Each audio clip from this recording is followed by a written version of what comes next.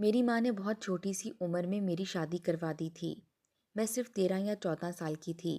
تب میں نے اکثر سنا تھا کہ باپ جواری ہو یا برا ہو تو اپنا قرض اتارنے کے لیے بیٹیوں کی شادی بڑی عمر کے لوگوں سے کروا کر اپنا قرضہ معاف کروا لیتا ہے، مگر میرے معاملے میں ایسا میرے ساتھ میری ماں نے کیا۔ میں جب 5 سال کی تھی تو میرے باپ اور ماں کی طلاق ہو گئی، کیونکہ میرا باپ ایک غریب اور مڈل کلاس شخص تھا اور میری ماں کی خواہشیں بہت اونچی تھیں۔ ابا سے طلاق کے 2 سال بعد اماں نے ایک اور امیر آدمی سے شادی کر لی۔ وہ بہت امیر تھا، اماں کی ہر خواہش پوری کرتا تھا، جو اماں مانگتی اسی وقت حاضر کر دیتا۔ میری ماں اس سے شادی کر کے بہت خوش تھی۔ پیسے کی فراوانی اور عیش و عشرت نے اسے بھلا ہی دیا تھا کہ اس کی کوئی بیٹی بھی ہے۔ میں کب اسکول جاتی اور کب آتی، کھانا کھایا یا نہیں، میں ٹھیک ہوں یا بیمار ہوں، کوئی فرق نہیں پڑتا تھا۔ وہ بس اپنے شوہر کے ساتھ سیر و تفریح میں مصروف رہتی تھیں۔ کبھی کبھی میرا دل چاہتا تھا کہ کاش اپنے سگے باپ کے پاس چلی جاؤں، مگر اس نے بھی کبھی پلٹ کر میرا حال پوچھا ہی نہیں تھا۔ میں اپنے ماں اور باپ دونوں کے لیے بوجھ تھی، لیکن میری ماں کے ساتھ دوسری بار بھی برا ہوا۔ اماں کی شادی کو تیسرا سال تھا جب یہ راز کھلا کہ اماں کا دوسرا شوہر تو پہلے سے شادی شدہ ہے۔ اس نے پہلی بیوی سے چھپ کر شادی کی تھی۔ پہلی بیوی کو معلوم ہو گیا تھا اماں کے شوہر کا تو کچھ بھی نہ تھا، نہ گھر اور نہ ہی دولت اور جائیداد۔ اس عورت نے میری ماں کو طلاق دلوا دی اور یوں ایک بار پھر اماں کا گھر اجڑ گیا۔ اماں اس گھر سے نکلتے ہوئے قیمتی زیورات وغیرہ لے آئی تھی، جس سے گھر کا خرچ چلنے لگا، مگر اماں کو جس قدر عیش و عشرت کی عادت ہو چکی تھی وہ اب کیسے پوری ہوتی۔ مگر پھر بہت حیرت انگیز بات ہوئی کہ ہر مہینے کوئی 50,000 کی رقم ہمارے گھر پھینک جاتا اور اماں کا گزارا اچھا ہو جاتا۔ اب اس نے تیسری شادی کی کوششیں کرنی شروع کر دی تھیں، مگر کوئی امیر آدمی ان کو مل ہی نہیں رہا تھا۔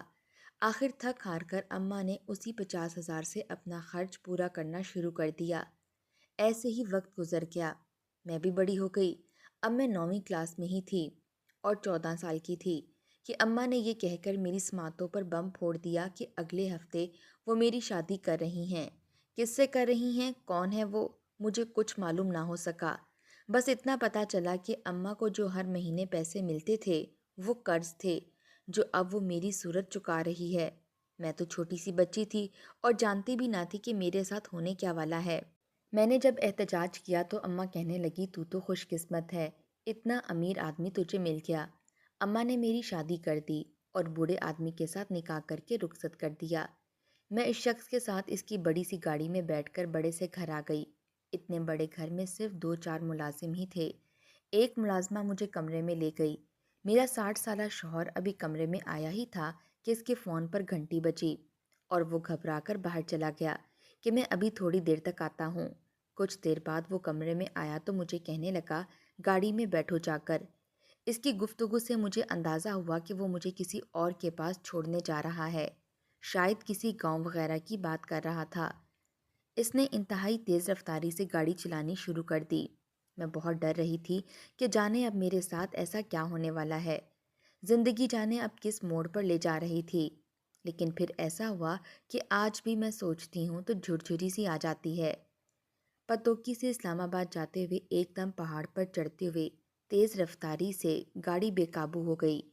میری طرف کا دروازہ ایک دم کھلا اور میں باہر سڑک پر رگڑے کھاتے ہوئے گر گئی اور گاڑی میرے سامنے کھائی میں جا گری۔ میں اپنی چوٹیں بھول کر ساکت رہ گئی کہ یہ کیا ہوا ہے۔ حادثہ دیکھ کر ایک گاڑی میرے پاس رکی۔ وہ ادھیڑ عمر میاں بیوی تھے۔ میرا دلہن والا جوڑا دیکھ کر مجھے ہمدردی سے بتایا کہ تمہارا شوہر مر چکا ہے۔ مجھے جانے کیوں سن کر خوشی ہوئی۔ وہ کہنے لگے تم اپنے ماں باپ کا پتہ بتاؤ، ہم تمہیں وہاں چھوڑ دیں۔ ایک ہی رات کے ان تمام واقعات نے مجھے ایک دم بڑا کر دیا۔ میں واپس اپنی ماں کے پاس جاتی تو وہ پھر سے پیسوں کے عوض مجھے کسی اور کے ساتھ رخصت کر دیتی۔ میں نے کہا میرا اس دنیا میں کوئی نہیں۔ وہ میاں بیوی مجھے اپنے گھر لے گئے اور مجھے اپنی بیٹی بنا لیا۔ یہاں سے میری زندگی کا ایک نیا دور شروع ہوا۔ میں نے دوبارہ اسکول جانا شروع کر دیا۔ اسکول کے بعد کالج اور پھر یونیورسٹی، پھر میں نے جاب شروع کر دی۔ ان کے بیٹوں نے بھی مجھے اپنی بہن کا درجہ دیا تھا۔ ان کے بچے مجھے پھپھو کہتے تھے۔ ایک دن ہم سب کو ایک گاؤں سے شادی کا بلاوا آیا۔ وہ انکل آنٹی کے کزن تھے جس کی بیٹی کی شادی تھی، اس لیے جانا ضروری تھا۔ ہم سب تیار ہو کر اس گاؤں کی طرف چل دیے جو پتوکی کی نواح میں واقع تھا۔ وہ ایک قصبے کی طرح کا ہی گاؤں تھا جہاں بہت ساری سہولیات تھیں۔ جس لڑکی کی شادی تھی وہ محض 19 سال کی تھی۔ میں تھوڑا حیران ہوئی مگر پھر سوچا کہ شاید گاؤں کا یہی رواج ہو۔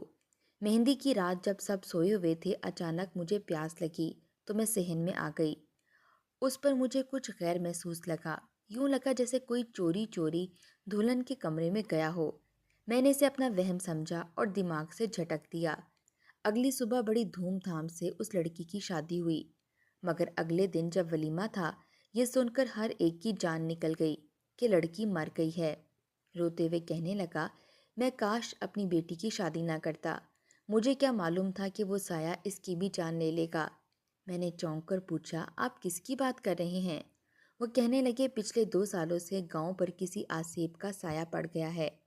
وہ نوجوان لڑکیوں کو شادی کی رات ہی مار دیتا ہے۔ اب تک 50 لڑکیاں ہمارے گاؤں سے مر چکی ہیں۔ ابھی کچھ دنوں پہلے ہی ایک پیر صاحب گاؤں آئے تھے اور انہوں نے دم کر کے بتایا تھا کہ اب کوئی سایہ یہاں نہیں ہے، تم اپنی بیٹی کی شادی کر سکتے ہو۔ اس لیے میں نے بے فکر ہو کر اپنی بیٹی کی شادی طے کر دی۔ لوگ اچھے تھے، ساتھ والے گاؤں کے لڑکے کی اپنی ورک شاپ تھی۔ میں نے ہاں کر دی، مگر مجھے کیا معلوم تھا کہ میری بیٹی بھی مر جائے گی۔ اگر مجھے پتا ہوتا تو میں اپنی بیٹی کو ساری زندگی گھر پر بٹھا لیتا مگر شادی نہ کرتا۔ واقعی اپنی جوان بیٹی کو شادی کی رات ہی مرتا دیکھ کر ماں باپ خود جیتے جی مر جاتے ہیں۔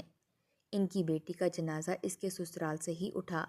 ہم لوگ بھی ان کے ساتھ وہاں گئے اور 2 دن وہاں رہ کر واپس آ گئے۔ میں پولیس میں نوکری کر رہی تھی اور نئی نئی نوکری تھی، اتنی چھٹیاں نہیں کر سکتی تھی، اس لیے واپس آ گئی۔ جب میں دفتر آئی تو معلوم ہوا کہ 2 لڑکیوں کی گمشدگی کے کیس آئے ہوئے تھے۔ لڑکیوں کی عمر 18 سے 20 سال تھی اور یہ دیکھ کر میں چونک گئی کہ یہ واقعہ اسی گاؤں کے پاس والے گاؤں کا تھا جس میں ہم شادی میں شرکت کے لیے گئے تھے، اور ان بیچاروں کی بیٹی مر گئی تھی۔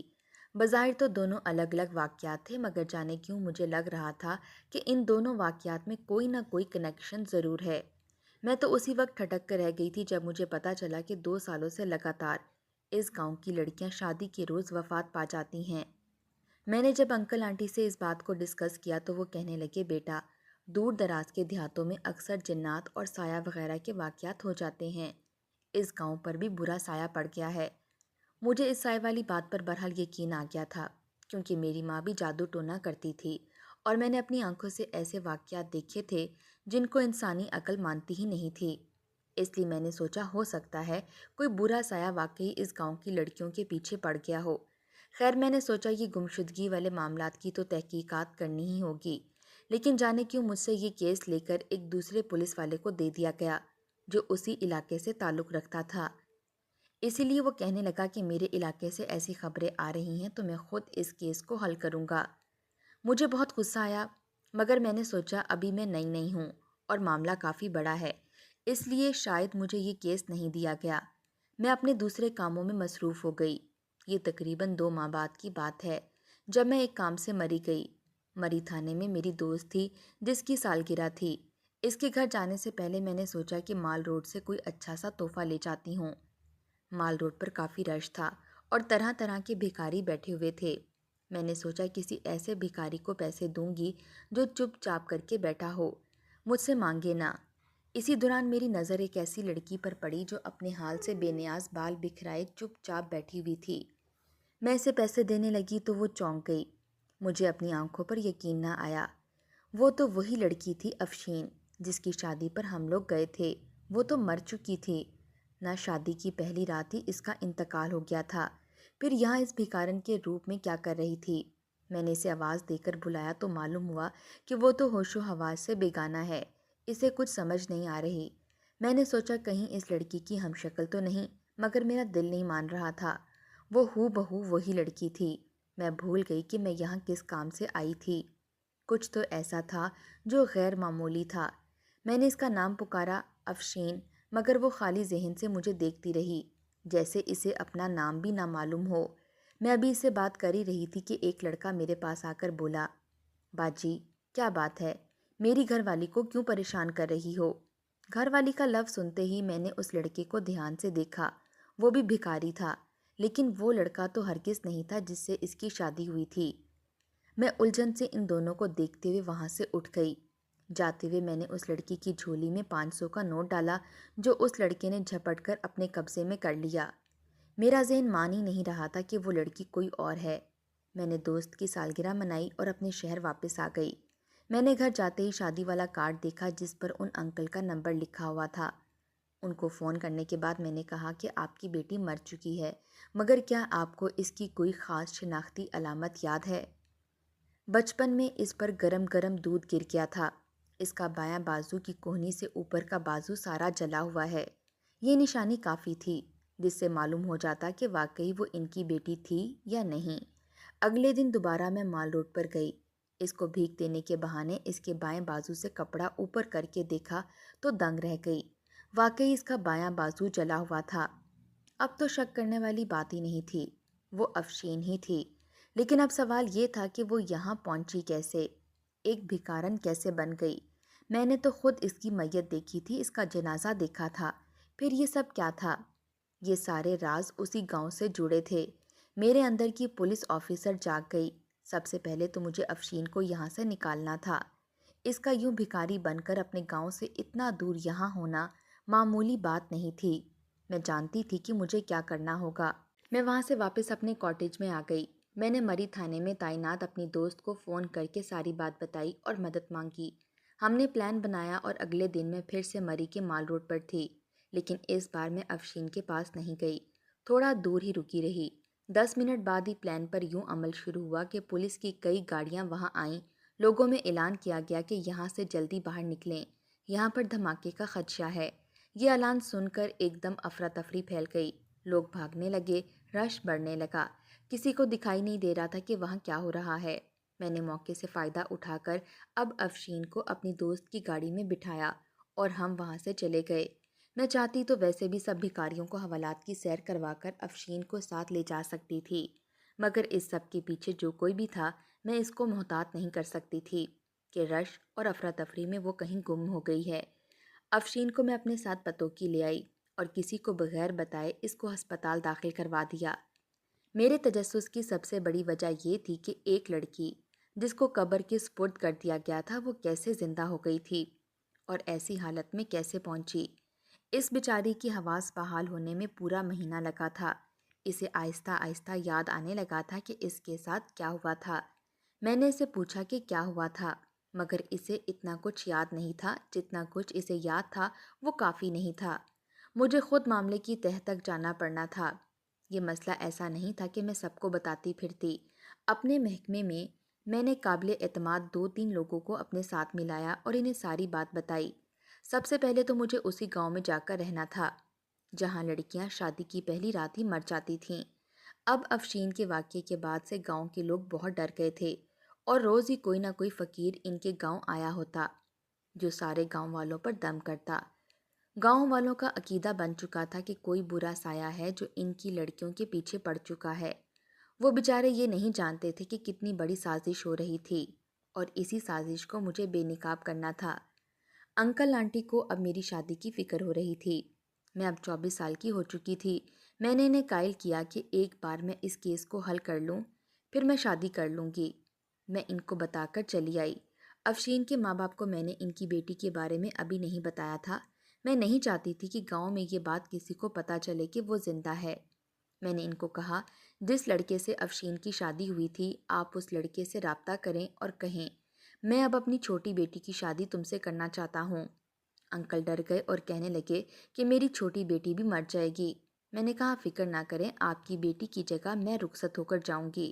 ہم مولوی صاحب کو بھی سمجھا لیں گے کہ کیا کرنا ہے۔ اب افشین کے والد میرے کہنے پر لڑکے سے جا کر اپنی چھوٹی بیٹی کا رشتہ پکا کرائے اور شادی کی تیاریاں ہونے لگیں۔ میں نے اپنے لہنگے پر کیمرہ فٹ کر لیا تاکہ میرے ساتھی لائیو دیکھ سکیں کہ ہو کیا رہا ہے۔ نکاح کیا ہونا تھا، بس مولوی صاحب کمرے میں آئے اور چلے گئے۔ یہ مولوی بھی میرا ہی آدمی تھا۔ میں سر پر بڑی سی چادر لے کر اور چہرہ ڈھک کر اس لڑکے کے ساتھ رخصت ہو گئی۔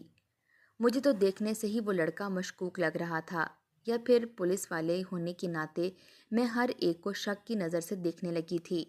अभी मैं गाड़ी में बैठने ही लगी थी कि वो किसी को आवाज़ देकर कहने लगा, अम्मा, तुम भी दुल्हन के साथ बैठो। मैंने सोचा देखूं तो सही कि लड़के की माँ कौन है। मैंने घूंघट की आड़ से जैसे ही लड़के की माँ को देखा, मेरे कदम जैसे ज़मीन में ही गड़ गए। मुझे यूं लगा जैसे मेरे सर पर आसमान फट गया हो।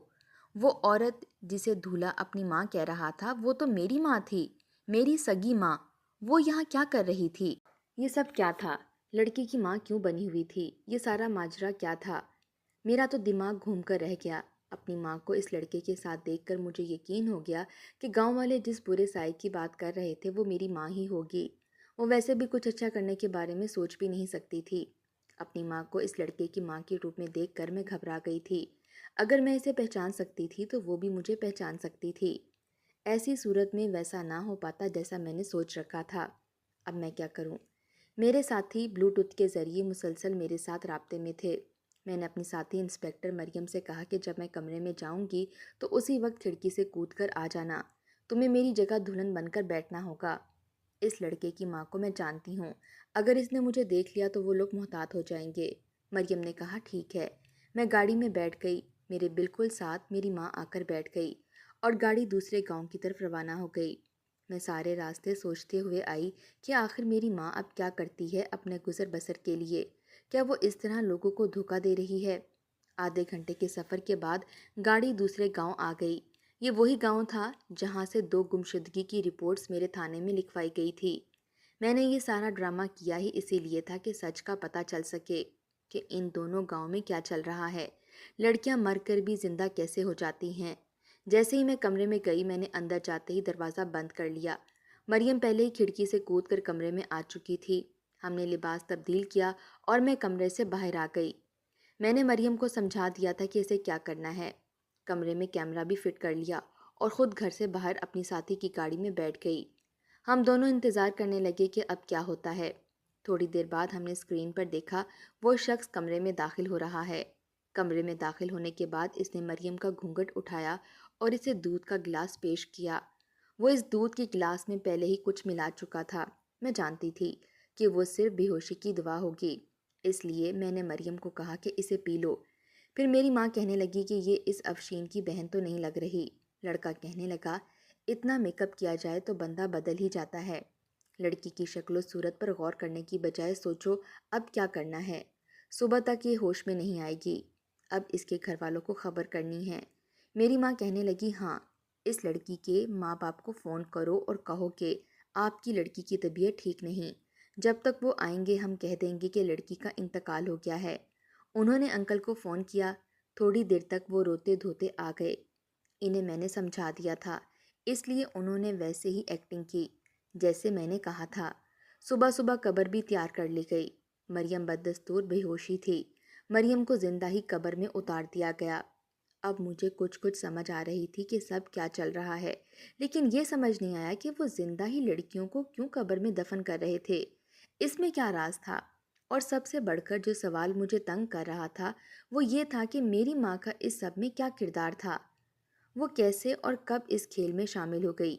मुझे ये भी डर था कि कहीं कब्र में मरियम का दम ना घुट रहा हो।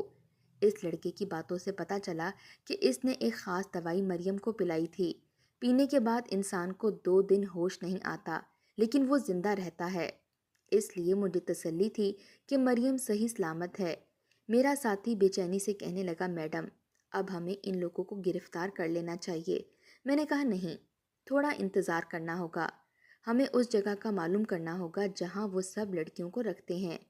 अफशीन जब होश में आई थी तो इसने मुझे यही बताया था कि इसकी शादी की रात इसके दूल्हे ने इसे दूध का गिलास दिया था, जिसे पीते ही वो होशो हवास से बेगाना हो गई थी। और जब इसे होश आया था वो एक तहखाने में थी जहाँ इसके अलावा और भी बहुत सारी लड़कियाँ थीं। अफशीन ने बताया था कि इसे रोज़ाना ज़बरदस्ती अजीब सी दवाइयाँ दी जाती थीं, जिससे आहिस्ता आहिस्ता इसका दिमाग कमज़ोर हो गया। वहाँ रहने वाली लड़कियों को वही दवाइयाँ दी जाती थीं। इसलिए जब मैंने इसे मरी रोड पर देखा तो वो मुझे पहचान ना पाई। इलाज के बाद इसकी याददाश्त अभी इतनी बहाल नहीं हो पाई थी कि इसे याद हो कि اسے کس جگہ قید کیا گیا تھا اور اس سارے کام میں کون کون شامل تھا۔ اگر اسے پتہ ہوتا تو میں اسی وقت چھاپا مار کر ان سب لوگوں کو گرفتار کر لیتی، مگر باقی لڑکیوں کو بازیاب کروانا بھی ضروری تھا۔ پہلے میں نے سوچا تھا کہ ہائی کمیشن کو ساری صورتحال سے آگاہ کر کے اجازت لوں، مگر افشین نے یہ بات کر کے میری نیندیں حرام کر دیں کہ ہمارے تھانے سے ہی کوئی افسر ملا ہوا تھا۔ اس لیے میں نے خاموشی سے ساری کارروائی کی تاکہ کسی کو خبر نہ ہو سکے۔ ہم قبرستان کے باہر گھات لگا کر بیٹھے ہوئے تھے۔ میری توقع کے عین مطابق سب لوگوں کے جانے کی کچھ دیر بعد ہی کچھ مشکوک سے لوگ قبرستان میں داخل ہوئے۔ میرا خیال تھا کہ یہ مریم کی قبر کھود کر نکالیں گے۔ ایسا ہی ہوا، انہوں نے قبر کھودنی شروع کر دی، لیکن میں یہ دیکھ کر حیران رہ گئی کہ وہ سب لوگ باری باری قبر میں جا رہے تھے۔ یہ کیا ہو رہا تھا؟ مریم ہوش و حواس سے بیگانہ تھی، لیکن اس کی لوکیشن وہی اس قبر کے اندر ہی شو ہو رہی تھی۔ 1 گھنٹے کے بعد وہ سب لوگ چلے گئے تو میں اور میرے ساتھی جو کانسٹیبل تھا، ہم دونوں درختوں کے پیچھے سے نکلے۔ مریم وہیں تھی، اس کو وہاں سے نکالنا بے حد ضروری تھا۔ میں نے اور کانسٹیبل نے مٹی کھودنی شروع کر دی۔ جیسے جیسے ہم نے مٹی کھودنی شروع کی، ہم حیران رہ گئے، قبر کے اندر تو مریم تھی ہی نہیں۔ میں پریشان ہو گئی، لوکیشن یہیں کی تھی اور ابھی میں نے خود ادھر سے ہی ان لوگوں کو باہر نکلتے دیکھا تھا۔ میں نے تھوڑی اور مٹی ہٹائی تو وہاں سے سیڑھیاں نظر آئیں۔ ہم دونوں اندر چلے گئے۔ اندر ایک تہہ خانہ تھا جہاں بہت سی لڑکیاں قید تھیں۔ اس قبر کے نیچے تہہ خانہ بنا ہوا تھا جہاں 100 سے زیادہ زندہ لڑکیاں قید تھیں۔ میں تو دیکھ کر دنگ ہی رہ گئی۔ میں نے سوچا بھی نہیں تھا کہ یہ قبر کے نیچے تہہ خانہ بنا کر لڑکیوں کو رکھا جا سکتا تھا۔ وہاں ایک جانب مریم بے ہوش پڑی مل گئی۔ اس کی جگہ میں ہی ہوتی اگر میں نے اپنی ماں کو نہ دیکھ لیا ہوتا۔ میں نے اندر داخل ہونے سے پہلے ہی آئی جی کو فون کر دیا تھا۔ کچھ ہی دیر میں خفیہ پولیس نے چھاپا مار کر وہاں موجود لڑکیوں کو برآمد کروا لیا اور تفتیش کے بعد چھاپے مار کر 50 سے زائد مجرمان گرفتار کیے گئے، جن میں ہمارے تھانے کا ایک افسر بھی تھا۔ اسے اس کا حصہ باقاعدگی سے پہنچ جاتا تھا، اس لیے اس نے کبھی ایسی رپورٹس پر ایکشن نہیں لیا تھا۔ اصل میں یہ سارا گینگ ایسے لوگوں پر مشتمل تھا جو دور دراز کے گاؤں میں وارداتیں کرتے تھے۔ یہ نقلی ماں باپ اور بیٹا بن کر رشتہ لے کر جاتے اور لڑکی بیاہ کر لے آتے۔ شادی کی رات کو ہی لڑکی کو بے ہوش کر دیتے اور یہ کہہ دیتے کہ لڑکی مر گئی ہے۔ گاؤں کے لوگ سادہ لوگ اور معصوم ہوتے ہیں، اس لیے ان واقعات کو شک کی نظر سے نہیں دیکھتے۔ اس لیے انہوں نے یہ مشہور کرنا شروع کر دیا کہ گاؤں کی جوان لڑکیوں پر جنات کا سایہ ہے۔ گاؤں والے بھی یہی مان کر رو دھو کر چپ ہو جاتے۔ نہ صرف اس گاؤں میں بلکہ آس پاس کے گاؤں وغیرہ میں بھی یہ اس طریقے سے وارداتیں کرتے تھے۔ زندہ لڑکی کو سب کے سامنے دفنا دیا جاتا اور قبر کے نیچے پہلے ہی تہہ خانہ بنا ہوا تھا۔ جس لڑکی کو بھی دفنانا ہوتا اسی قبر کا ہی انتخاب کرتے جس کے نیچے تہہ خانہ بنا ہوا تھا۔